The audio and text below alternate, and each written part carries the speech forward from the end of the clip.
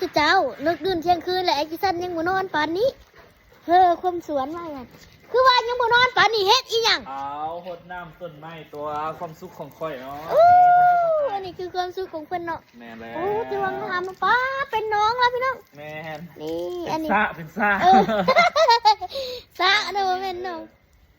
อันนี้คือสิเฮ็ดบ่อนปล่อยเปล่าหรือว่าบ่เฮ็ดนี่ซั่นเด้อ เฮ็ดวันอาบน้ำอ้อมเตียง ว้าวเตรียมรถจะจับกันสิมาลอย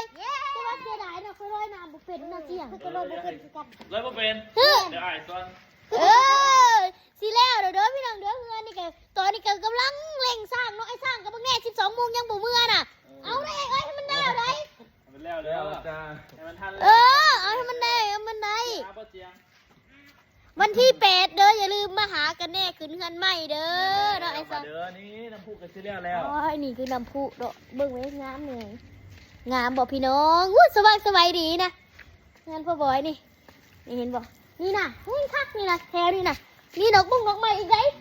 เบิ่งการตกแต่งเฮือนเนาะก็สิประมาณนี้เด้อพี่น้องเด้อเป็นจังไดงามบ่มินมาบอกน้องอ่องในดูหั่นทางนั้นก็จะเป็นห้องการเด้อนี่เห็นบ่บริษัทบอกต่อเนาะอะ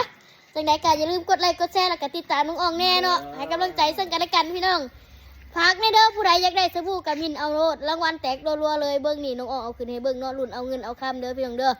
คนได้รางวัลหลายแฮงฉะนั้นแหละพิมพ์เอาเลยสนใจมาเลยจ้าบ๊ายบาย บ๊ายบาย